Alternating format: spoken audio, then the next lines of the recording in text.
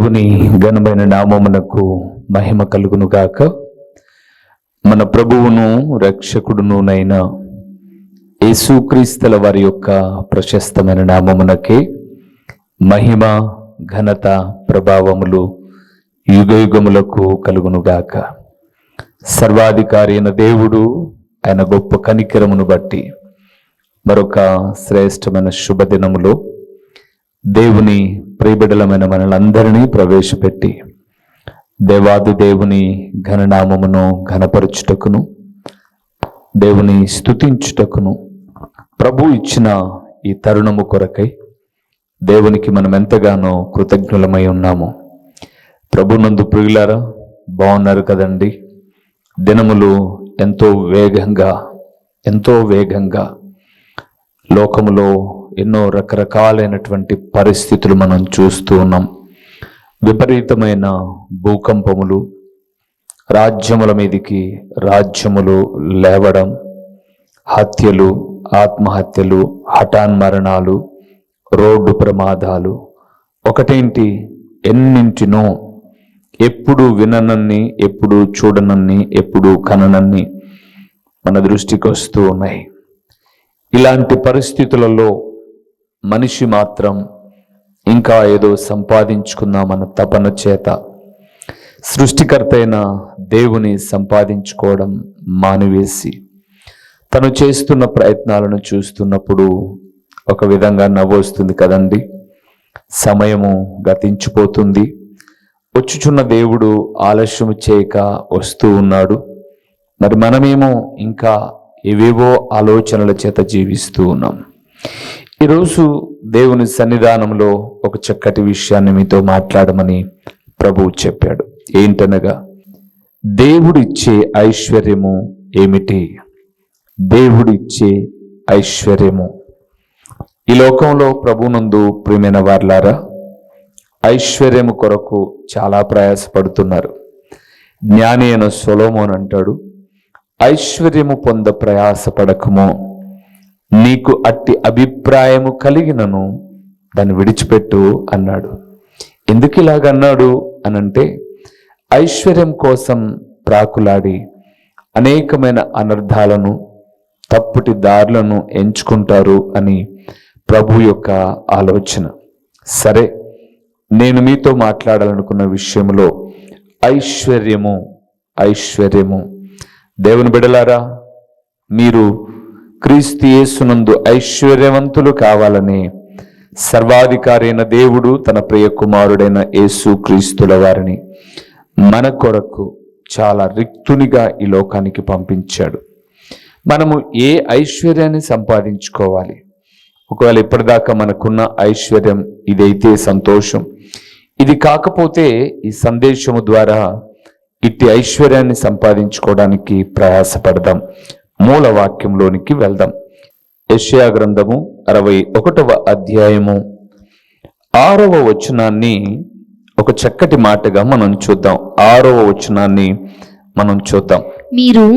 మీరు యెహోవాకు యాజకులనబడుదురు, వారు మా దేవుని పరిచారకులని మనుషులు మిమ్మును గూర్చి చెప్పుదురు. జనముల ఐశ్వర్యము. ఆ మాట చూడండి ప్రియులారా, జనముల ఐశ్వర్యమును మీరు అనుభవింతురు, వారి ప్రభావమును పొంది అతిశయింతురు. చాలు. ప్రభునందు ప్రియమైన వారలారా, సర్వాధికారి అయిన యేసుక్రీస్తును గూర్చిన వాక్యము ఈ 61వ అధ్యాయములో ప్రవచన రూపముగా ఉంది. ప్రభువుకు యెహోవా ఆత్మ నా మీదికి వచ్చి ఉన్నది, దీనులకు సువర్తమానము ప్రకటించుటకు యెహోవా నన్ను అభిషేకించెను, నలిగిన హృదయము గల వారిని దృఢపరచుటకును, చెరలోనున్న వారికి విడుదలను, బంధింపబడిన వారికి విముక్తిని ప్రకటించుటకు, యెహోవా హితవచనము మన దేవుని ప్రతిదండ దినమున ప్రకటించుటకును. చాలా అమూల్యమైన విషయాలు ప్రభు అయిన యేసుక్రీస్తుని గురించి చెప్పబడుతూ ఈ యెషయా గ్రంథం 61వ అధ్యాయం 6వ వచనములో అన్నారు చాలా చక్కటి మాట. వారు మా దేవుని పరిచారకులని మనుషులు మిమ్మును గూర్చి చెప్పుదురు, జనముల ఐశ్వర్యమును మీరు అనుభవింతురు. ప్రభువునందు ప్రియులారా, లోకములో ఉన్న జనుల కన్నా మీరు అనుభవించే ఐశ్వర్యమును గురించి మాట్లాడుతూ వారి ప్రభావమును పొంది అతిశయించును అని రాయబడింది. అంటే దేవుడిచ్చే ఐశ్వర్యము చేత మీరు అతిశయపడతారు, గర్వపడతారు, సంతోషపడతారు. ఇది దేవుడిచ్చిన ఐశ్వర్యము అని అతిశయపడతారు అన్నాడు.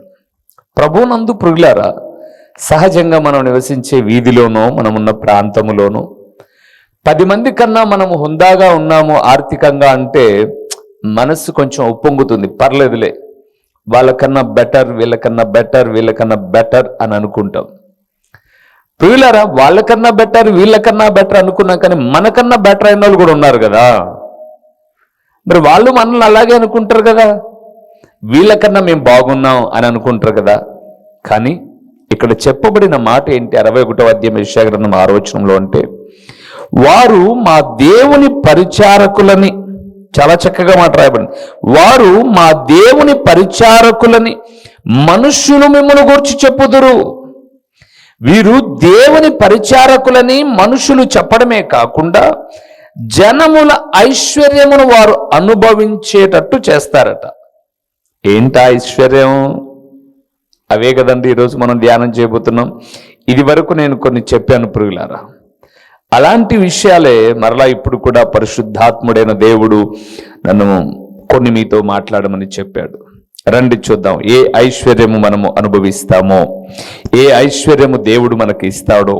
రోమీయులకు రాసిన పత్రిక 11వ అధ్యాయము 12వ వచనాన్ని చూద్దాం ప్రియులారా. 11వ అధ్యాయము 12వ వచనము, వారికి రోషము పుట్టించుటకై, వారికి రోషము పుట్టించుటకై తోటుపాటు వలన, వారు తొట్టుపాటు వలన అన్య జనులకు రక్షణ కలిగెను.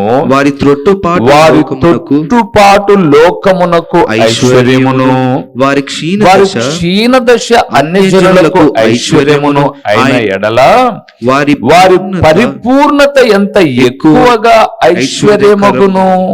కలుపులారా, ఎంత చక్కగా ఉంది అన్నమాట. ఐశ్వర్యకరమగును అన్నాడు. ఏంటి ఐశ్వర్యం? చాలా చక్కగా ఉంది. మీరు మరలా తీరికగా బైబిల్ గ్రంథాన్ని తెరచి రోమీయులకు రాసిన పత్రిక 11వ అధ్యాయం 12వ వచనాన్ని చూస్తే, వారికి రోషము పుట్టించుటకై వారి తొట్టుపాటు వలన అన్య జనులకు రక్షణ కలిగెను అని అంటూ, వారి తొట్టుపాటు లోకమునకు ఐశ్వర్యమును, వారి క్షీణ దశ అన్య జనులకు ఐశ్వర్యమును అయిన ఎడల వారి పరిపూర్ణత ఎంత ఎక్కువగా ఐశ్వర్యకరమగును. దేవుని బిడ్డలారా, దేవుడిచ్చే మొట్టమొదటి ఐశ్వర్యము రక్షణ అను ఐశ్వర్యము. ఇది చాలా మందిని తొట్టుపాటు పడిపోయేటట్టుగా, తొందరపడేటట్టుగా నా ప్రభుల వారు చేస్తున్నటువంటిది తనను నమ్మిన బిడ్డలకు ఇచ్చేది. అక్కడ అన్నాడు, అన్య జనులకు రక్షణ కలిగెను. దేవుని బిడ్డలారా, చాలా మంది ఈ లోకంలో ఒక మాట మాట్లాడుతుంటారు, మేము పుట్టు క్రైస్తవులం, మా అబ్బ క్రైస్తవుడు, మా నాన్న క్రైస్తవుడు, నేను క్రైస్తవుని అంటుంటారు.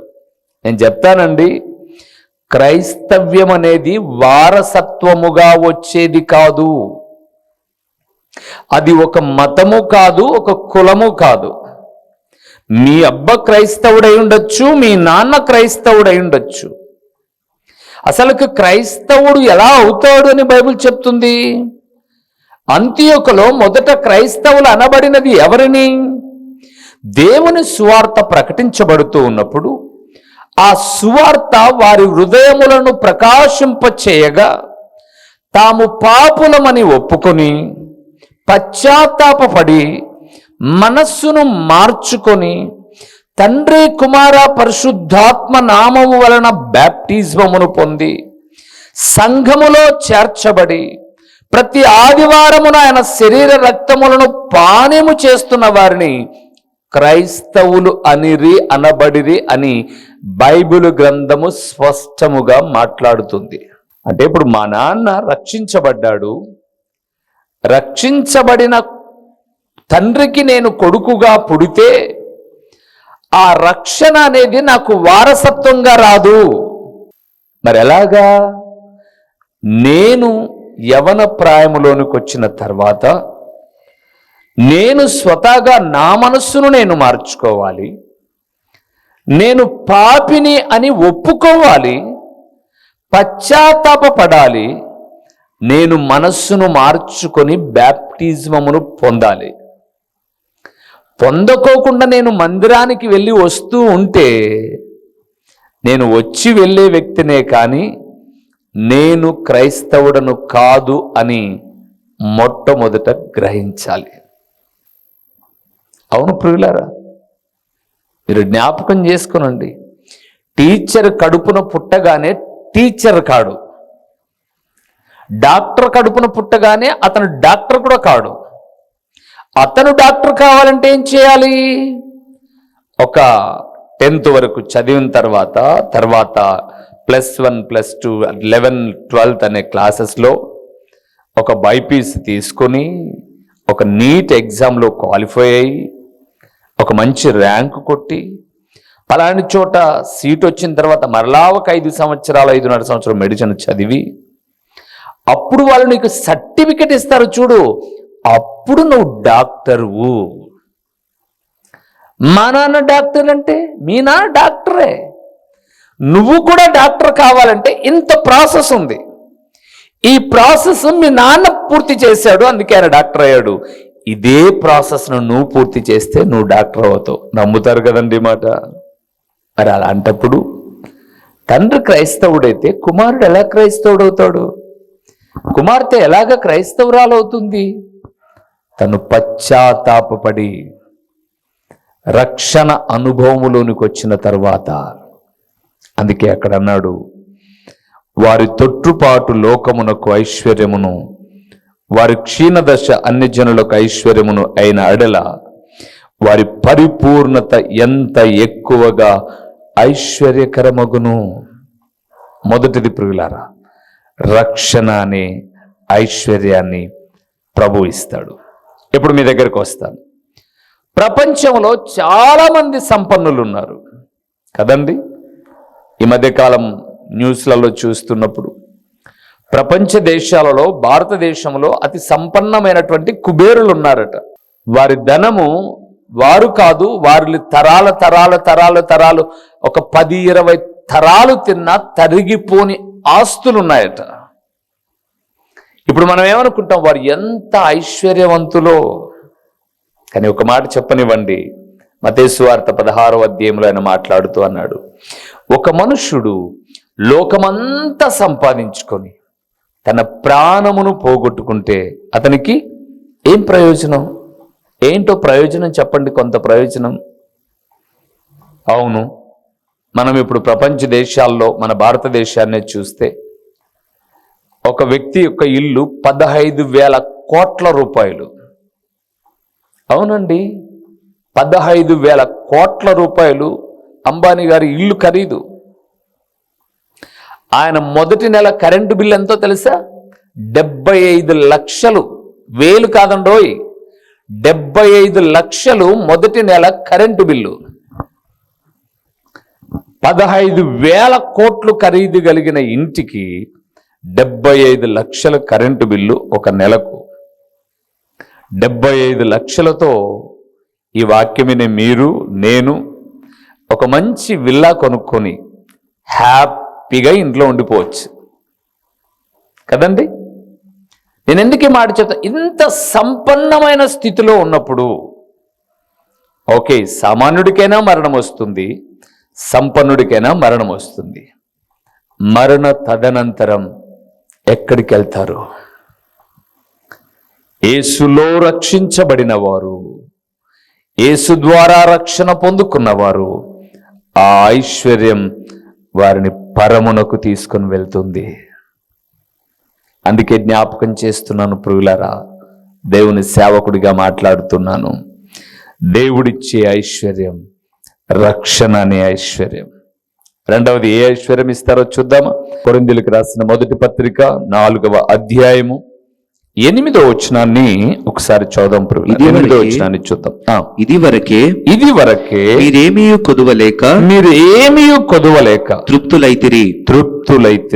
ఇది వరకే ఐశ్వర్యవంతులైతిరి. చాలు ప్రియులారా. రెండవది దేవుడిచ్చే ఐశ్వర్యం తృప్తి. ఏంటండి? తృప్తి. దేవుడు తృప్తి అనే ఐశ్వర్యాన్ని ఇస్తాడు. ఈరోజు ప్రపంచములో మనిషికి లేనిది ఏమిటి అంటే తృప్తి. తృప్తి లేదండి, తృప్తి లేదు. మీకు ఒక మాట చెప్పంటారా? మేము నివసిస్తున్న పులివెందుల ప్రాంతంలో చూస్తున్నాం, గవర్నమెంట్ టీచర్స్కు ఒక నెలకు శాలరీ 1,00,000 నుంచి 1,30,000, 40,000. ఒక ఆయన అయితే నాకు తెలిసిన ఒక ఆయన మాట్లాడాడు. నా జీతం ఎంత అనుకున్నావు అన్నాడు. ఎంత సార్ అన్నాను. 1,30,000 అన్నాడు. పిల్లికి భిక్షం పెట్టడు. అమ్మ, వాళ్ళమ్మండి 1,30,000 జీతము కలిగిన ఆ వ్యక్తి అమ్మ వృద్ధాప్యములో ఉంది. ఆమె కూడా ఒక రిటైర్డ్ టీచర్. ఆమె ఈ కొడుకు కోడలు అన్నం పెట్టకపోతే ఆమెకు ఎంత వస్తుందో పెన్షన్ నాకు కరెక్ట్గా తెలియదు. ఆమె ఒక కుటుంబానికి ఒక 10,000 రూపాయలు ఇచ్చి, మా 3 పూట్ల నాకు అన్నం పెట్టండి అమ్మా అని వాళ్ళకు ప్రతి నెల 10,000 కడుతుంది ఆమె. ఈ 1,30,000 కలిగిన జీతము కలిగిన ఈ టీచర్ గారు, చాలా మంది టీచర్లు అండి, చాలా మంది అంటున్నాను నేను, అందరూ కాదు, తమకు కలిగిన ధనముతో సంతృప్తి లేక రియల్ ఎస్టేట్ వ్యాపారం చేస్తున్నారు. ప్లాట్ల బిజినెస్. మా ఇంటికి దగ్గరలోనే ఒక ఎలిమెంటరీ స్కూల్ ఉంది. వాళ్ళకి ఎంతనో శాలరీ నాకు కరెక్ట్గా తెలియదు. ఆ టీచర్లు వాళ్ళ పిల్లలతో ఏం చెప్తారో తెలుసా? వచ్చి, రేయ్ కొత్త చీరలు తెచ్చా మీ అమ్మలను కొనుక్కోమనరా. అసలుకి ఎలాగుంటుందండి ఈ మాట? పిల్లలకు విద్య చెప్పాల్సిన టీచర్లు ఏమంటున్నారంటే, చీరల అంగడి పెట్టాం కొనుక్కోమను. ఉపాధ్యాయుడు 4:30కు స్కూల్ అయిపోగానే ఎక్కడ ఖాళీ స్థలాలు ఉన్నాయి, దాన్ని తక్కువ కొందాం ఎక్కువ అమ్ముదాం. ఏంటండి 1,30,000 జీతం మీకు నెలకు? ఆ జీతము ప్రభుత్వానికి ట్యాక్స్ కొట్టాల్సి వస్తుందని ఏం చేస్తారు? ఈ ట్యాక్స్ కట్టాల్సిన వాళ్ళంతా లోన్లు పెట్టేస్తారు. అంటే మేము ఆల్రెడీ అప్పుల్లో బ్రతుకుతున్నాం, మేము మీకు ట్యాక్స్ కట్టలేమని గవర్నమెంట్కు ఎగరగొట్టడం. ఇది అందరు కాదండో, కొందరే అన్నాను, చాలా వరకు ఎక్కువ శాతం. ఇప్పుడు ఇంకా సంపాదన కావాలి. ఎందుకు? తృప్తి లేదు.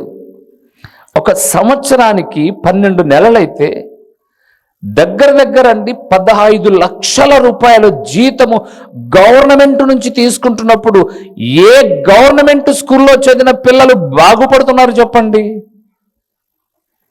వారి కొరకు వీళ్ళు ఎంత కష్టపడి విద్యను చెప్తున్నారు. ఇదే 1,00,000 రూపాయలు జీతం తీసుకునేటటువంటి గవర్నమెంట్ ఉద్యోగస్తుడు తన పిల్లలను ప్రైవేట్ స్కూల్లో చదివిస్తున్నాడు. ఎందుకని? 1,00,000 రూపాయలు నీకు గవర్నమెంట్ జీతం ఇస్తుంటే నువ్వు సరైన విద్యను అందించాల. ఇక్కడ సరైన విద్య లేదని ప్రైవేట్ స్కూల్లో చదివిస్తున్నారు. నాట్ ఓన్లీ టీచర్ అండి, ప్రతి ఒక్కరిని ఉద్దేశించి చెప్తున్నాను నేను. కొంతమంది నమ్మకంగా పనిచేసే వృత్తి కలిగిన వారు ఉన్నారు, వారి గురించి కాదు. కానీ నేను చెప్పాలనుకున్న విషయం ఏంటంటే, వారికి వస్తున్న ధనముతో వారికి ఏం లేదు, తృప్తి లేదండి. చాలు అని. ప్రభునందు ప్రియులారా, రెండవది సేవకుల దగ్గరకు కూడా వస్తే, ఈరోజు చాలా మంది ప్రపంచంలో సెలబ్రిటీ పాస్టర్స్ ఉన్నారండి. వాళ్ళ పిల్లలు బైబిల్ కాలేజ్ అమెరికాలో చేస్తున్నారు. వారు వాడేటటువంటి కారు ఖరీదు 40 లక్షల నుంచి 1,02 కోట్ల రూపాయల వరకు.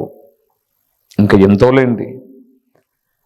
వారు ఊరూరికి ఒక స్క్రీన్ పెట్టేసి సమాజాన్ని మభ్యపెట్టేసి, మీకు సమాధులు పెట్టలిస్తాం, ఇంకా చనిపోతే సమాధులు పెట్టలిస్తాం, పుట్టినరోజుకు కేకులు ఇస్తాం. ఎంత ఆస్తులు ఉన్నాయో తెలుసా? ఎంత ఆస్తులు! తమ తరాలు తిన్నా తరిగిపోని ఆస్తులు ఉన్నా తమ ఫోటో పక్కన ఇంత పెద్ద QR కోడ్ ఉంటుంది. ఇవ్వండి, ఇవ్వండి. మీరు తర్వాత సామెతల గ్రంథం 30వ అధ్యాయాన్ని బాగా చదవండి. జలగకు ఒక స్వభావం ఉందంట. జలగను ఎంతమంది చూశారో నాకు తెలియదు. నేను చూశాను, పల్లెలో పుట్టాను కాబట్టి. పల్లెలో ఎప్పుడైనా మేము ఆ చెరువులలోనికి, బుగ్గలలోనికి వేసవి సెలవుల్లో ఈత ఆడడానికి పోయినప్పుడు అంతే ఉంటుందండి. జలగ నల్లగా ఉంటుంది. అది దేహాన్ని పట్టిందా, అది అంతే ఉంటుందండి. ఒక వ్రేలుడు జంపే ఉంటుందండి. మనిషిలో ఉన్న రక్తం అంతా లాగేస్తుంది జలగ. ఎంత లాగినా దానికి తృప్తి ఉండదట. అందుకే ఇమ్ము ఇమ్ము అనే 2 కూతుర్లు ఉన్నారంట దానికి. అలాగ తయారైపోయారండి ఈరోజు సమాజం. ఆస్తులు పెరుగుతూ ఉన్నాయి, అంతస్తులు పెరుగుతూ ఉన్నాయి, కానీ మనిషి జీవితంలో తృప్తి లేదు, సంతృప్తి లేదు. కానీ బైబిల్ గ్రంథంలో నా ప్రియ ప్రభుల వారు అపోస్తలుడైన పౌలు ద్వారా మాట్లాడుతూ చాలా చక్కగా పత్రిక రాస్తూ ఆయన అన్నాడు, తిమోతి రాసిన పత్రికలు, సంతృప్తి సహితమైన దైవభక్తి గొప్ప లాభ సాధనము అన్నాడు. దేవుని బిడ్డలారా, సంతృప్తి అనేది చాలా గొప్పది. అది వెలకట్టలేని ఐశ్వర్యం. నేను అందుకే సంఘంలో ఎప్పుడో ఒక మాట చెప్తుంటాను, మీకన్నా మంచి డ్రెస్ కట్టుకున్న వాళ్ళని చూసి మీరు అసూయపడమాకండి. మీకన్నా వస్త్రములు చినిగిపోయినవి కుట్టుకొని వేసుకున్నారు చూడండి, వారిని చూసి దేవునికి స్తుతులు చెల్లించండి.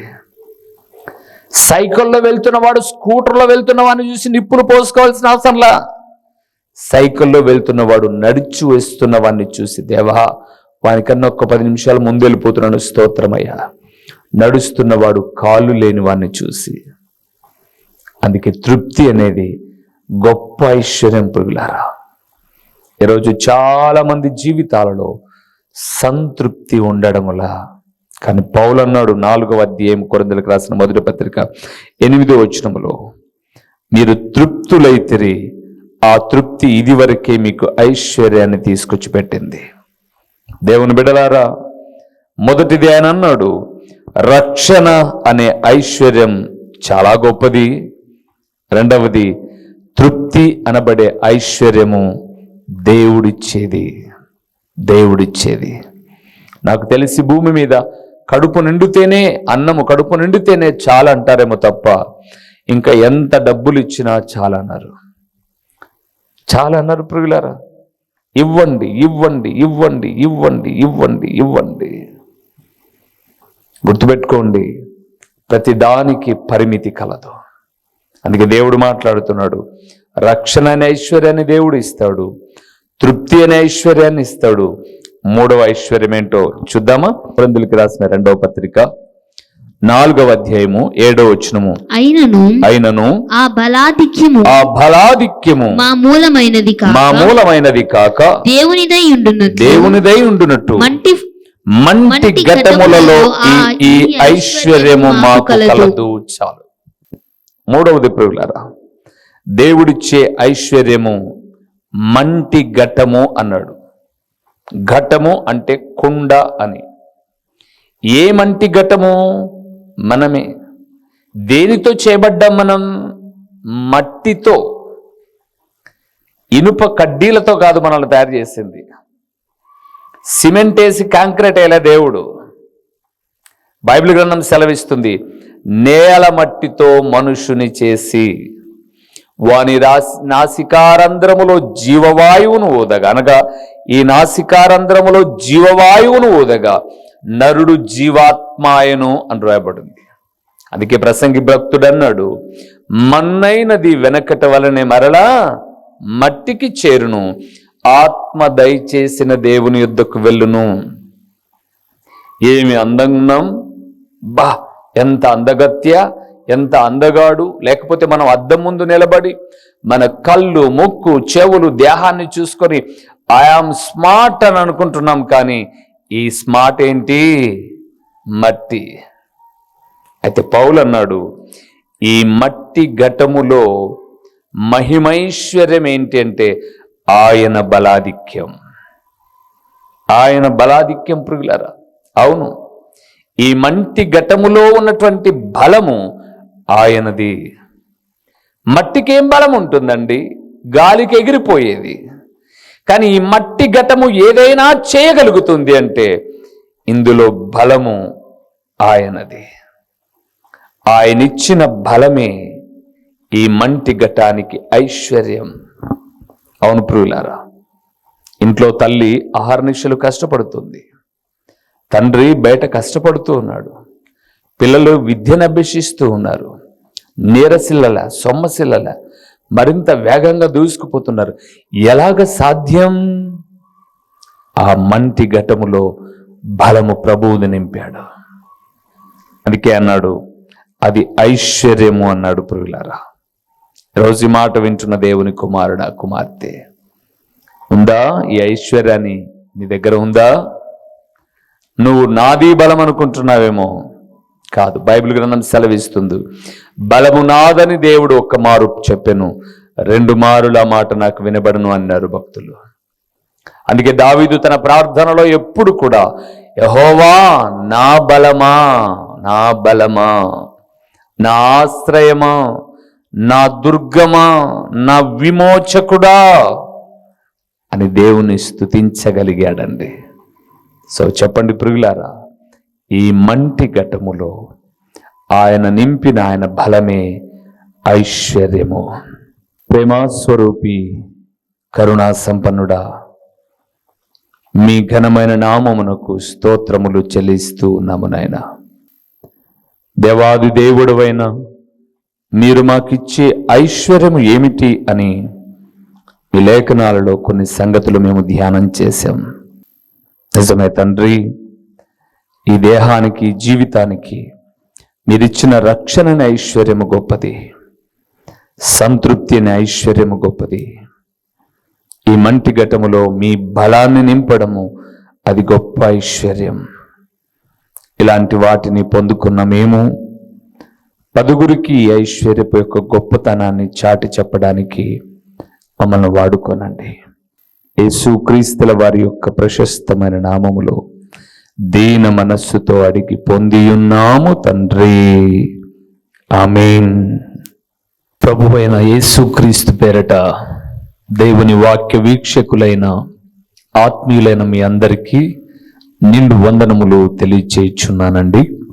ప్రభువునందు ప్రియులారా, దేవుని మహాకృపను బట్టి ఈ ప్రార్థనా ఛానల్ ద్వారా, యూట్యూబ్ ద్వారా 5 సంవత్సరాలు ఇప్పటిదాకా దేవుని మహాకృపను బట్టి 100 ప్రసంగములు మీకు అందించడానికి ప్రభు సహాయం చేశాడు.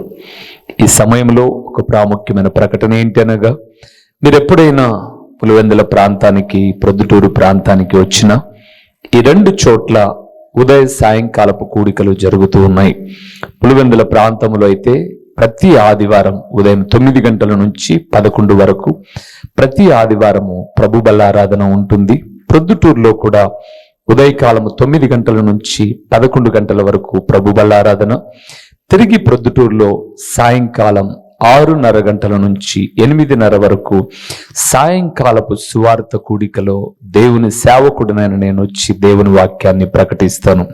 మీరు ఒకవేళ ఈ ప్రాంతానికి ఎప్పుడైనా వచ్చినా, లేదా మీరు ఈ ప్రొద్దుటూరు పులివెందుల ప్రాంత వాసులైతే దేవుని వాక్యము మాత్రమే ప్రకటిస్తున్న అమూల్యమైన సందేశాలను వినుట కొరకు మిమ్మల్ని ప్రేమతో ఆహ్వానిస్తున్నాను. ఎందుకు మీరు ప్రొద్దుటూరు పరిసర ప్రాంతాలలో ఉన్నవారైతే సాయంకాలపు సువార్త కూడికకు సూపర్ బజార్ రోడ్డులో ఉన్నటువంటి క్రీస్తు ప్రార్థనా గృహానికి మీరు రాకూడదు.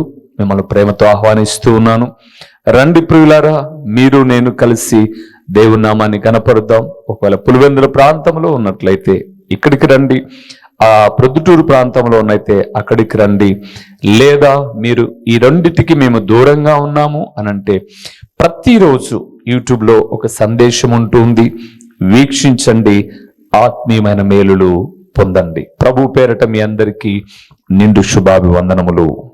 మా చిరునామా దైవజనుడు బ్రదర్ ఓ రూబేన్ గారు, క్రీస్తు ప్రార్థనా మందిరం, డోర్ నెంబర్ 1-10-386, నగరిగుట్ట, పులివెందుల, కడప జిల్లా. మీ ప్రార్థనా అవసరాల కొరకై సెల్ నంబర్ 9989067409.